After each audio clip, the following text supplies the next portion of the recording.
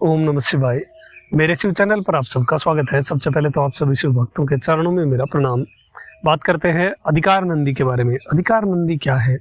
अभी आप सभी शिव भक्त सोच रहे होंगे कि अधिकार नंदी क्या है। ये नंदी जी जो दूसरे नंदी सीरीज में जो भगवान शिव के प्रमुख 3 नंदी हैं, उनमें से जो दूसरे नंदी है, जो शिलाद पुत्र नंदी है, उन्हीं को अधिकार नंदी कहा जाता है। लेकिन क्यों कहा जाता है उसके बारे में हम इस वीडियो में डिस्कस करने वाले हैं, और साथ ही कुछ इंपॉर्टेंट चीजें जो हर एक वीडियो में होती हैं आप सभी शिव भक्तों के लिए, इसलिए वीडियो को पूरा देखिएगा। देखिए, पिछले भाग में आपने जाना कैसे पंचनद क्षेत्र, जिसे अभी तमिलनाडु के तिरुवैयारू के नाम से जाना जाता है, उस मुक्तिदायक क्षेत्र में तपस्या करी और वहीं पर भगवान शिव ने नंदी जी को आशीर्वाद दिया, उन्हें अपने पुत्र रूप में स्वीकार किया। और जैसे ही भगवान ने उन्हें छुआ, उन्हें स्पर्श किया, तो नंदी जी पूर्ण रूप से दिव्य हो गए थे। किसी भी प्रकार का कोई रोग या फिर मृत्यु उन्हें छू नहीं सकती थी। और साथ ही भगवान शिव ने नंदी जी से कहा कि उनके जितने भी बंधु बांधव हैं, जो उनसे प्रेम करते हैं, नंदी जी से जो उनके फैमिली रिलेशन में जो प्रेम करते हैं, उन सबको मुक्ति प्राप्त होगी। ऐसी बात कहने के बाद देखिए कितने करुणामय भगवान शिव हैं। ऐसा कोई भी नहीं हो सकता है जैसे हमारे स्वामी हैं। इतना सब वरदान देने के बाद भी भगवान रुके नहीं। भगवान ने जितने भी अपने गण हैं सबको वहां पर बुलाया, जितने भी देवी देवता हैं सबको वहां पर आमंत्रित किया। और गणों के बारे में मैंने पहले भी बताया था कि मैं एक पर्टिकुलर वीडियो में आपको बताऊंगा गण कैसे दिखते हैं, कौन कौन है, क्या क्या उनका रूप है, क्या क्या आयुध धारण करते हैं वो।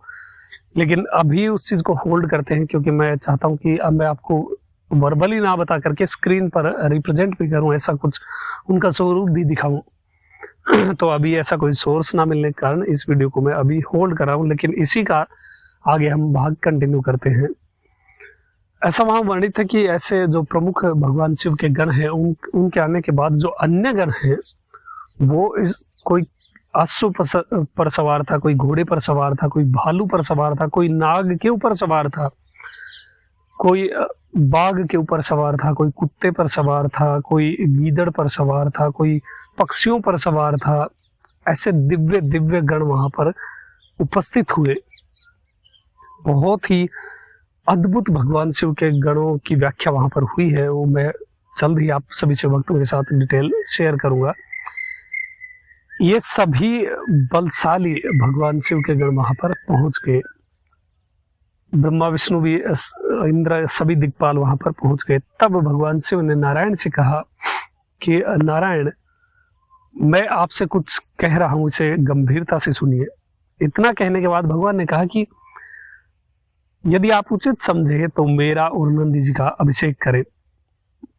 ये बात सुनकर के नारायण ने कहा कि आप जो चाहते हैं वही होगा, इसीलिए तो आप देवताओं के स्वामी हैं, देवताओं के भी देवता हैं। क्योंकि भगवान शिव फिर भी ऐसा बोलते हैं नारायण को कि आपको उचित लगे तो मेरा और नंदी जी का अभिषेक करिए।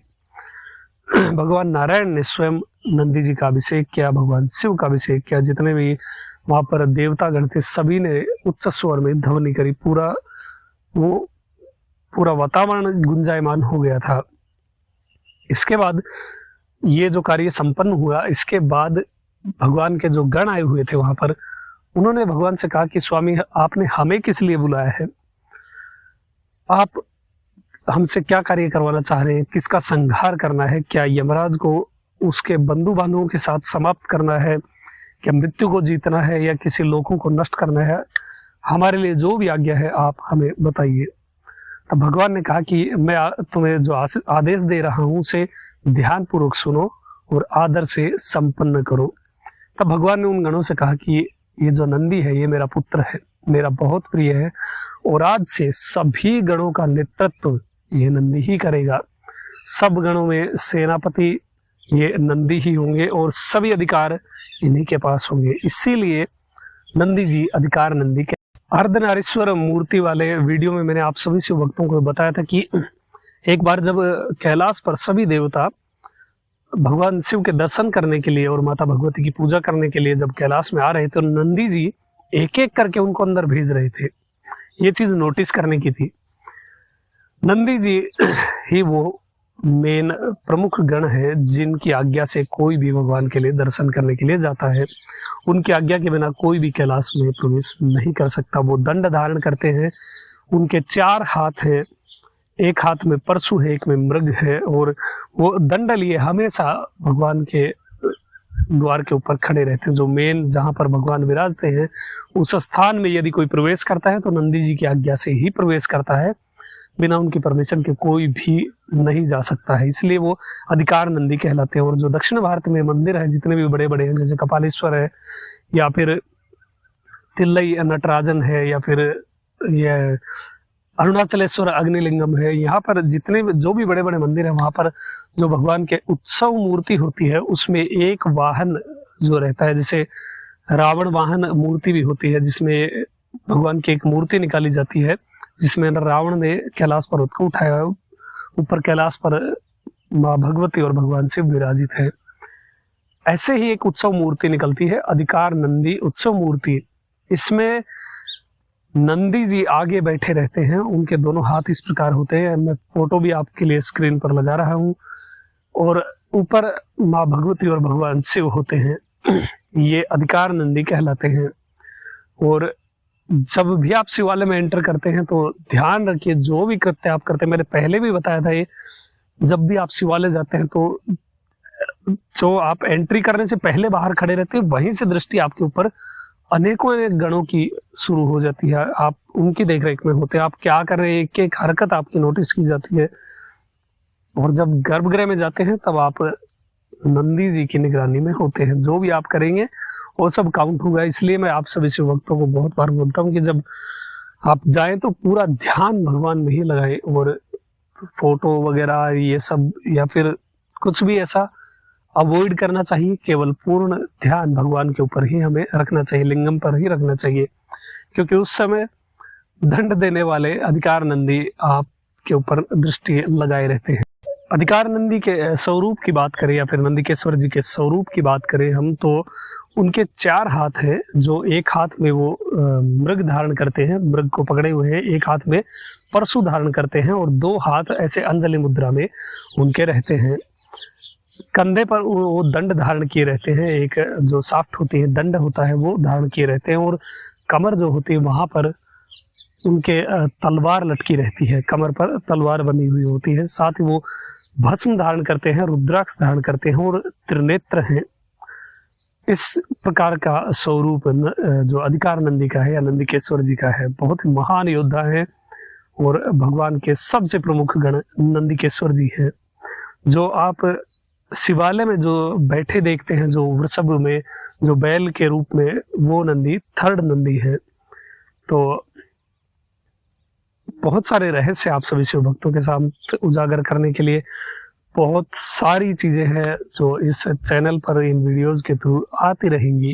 भगवान ने जब गणों को ऐसी आज्ञा दी तो सभी गणों ने नंदी जी के लिए सामग्री का एकत्रित करी और उनका अभिषेक किया। उसके बाद उन्होंने नंदी जी की स्तुति प्रारंभ करी। वो जो स्तोत्र था वो मैंने बहुत पहले ही आप सभी शिव भक्तों के लिए वीडियो के माध्यम से दे दिया था। इस वीडियो के डिस्क्रिप्शन में भी वो स्तोत्र आपको मिल जाएगा, PDF मिल जाएगी, उसे डाउनलोड कर सकते हैं। और यदि कोई उसका पाठ करता है तो नंदी जी की पूरी कृपा उस शिव भक्त पर होती है और शिव का सानिध्य भी प्राप्त होता है। तो नंदी जी के शरणागत हुई है नंदीकेश्वर जी के। नंदीकेश्वर जी न केवल एक महान योद्धा है बल्कि वो शिव ज्ञान देने वाले एक अद्भुत गुरु भी हैं। और बहुत सारे सिद्धों को नंदीकेश्वर जी ने ज्ञान दिया है, शिव ज्ञान दिया है। उन्होंने जो कर्नाटका का क्षेत्र है और कुछ महाराष्ट्र का क्षेत्र है उसमें वीर शैव करके एक संप्रदाय है, उसमें नंदी जी पूजित होते हैं। उनसे रिलेटेड जितने भी सिद्ध हैं वो नंदी जी के द्वारा गुरु परंपरा रूप में नंदीकेश्वर जी उस संप्रदाय में पूजे जाते हैं। तो ये थी जानकारी नंदीकेश्वर जी के बारे में या फिर अधिकार नंदी के बारे में। अब कोई आपसे अधिकार नंदी पूछे तो आप इजीली उन्हें बता सकते हैं। या फिर देखिए, ऐसे दिव्य चरित्र, ऐसे दिव्य रहस्य केवल अपने तक रखना उचित नहीं है। तो आप सभी शिव भक्त ये जितने भी आप चीजें सुन रहे हैं इन्हें शेयर करिए। शेयर का मतलब ये नहीं कि आप मेरी वीडियो ही शेयर करिए, नहीं, आप वर्बली कहीं किसी के पास बैठे हैं। बहुत सारा समय तो ऐसा होता है यंग जनरेशन में तो फ़ोन में ही लगे रहते हैं, लेकिन जब ऐसा समय अपने दोस्तों के साथ आप बैठे हो या फिर रिलेटिव के साथ बैठे हो, फ़ोन साइड में रखा हो, तो कुछ अच्छा चर्चा का जो विषय बने उसमें आप अपने मुख से इन कथाओं को बताइए। इससे आपको भी बहुत पुण्य प्राप्त होगा, क्योंकि आप भगवान के चरित्र का प्रचार प्रसार कर रहे होंगे। तो इसे केवल अपने तक मत रखिए, इस दिव्य चीज़ों को आप दूसरे लोगों तक भी पहुंचाइए, ताकि कम से कम एक व्यक्ति तो आपकी वजह से आध्यात्म के क्षेत्र में आए, भगवान के शरणागत हो और उनका उद्धार हो, साथ ही आपका तो उद्धार निश्चित है ही। अभी तक के लिए इतना ही। आपका दिन शुभ हो, महादेव कृपा करे। अरुणाचल से ओम नमः शिवाय।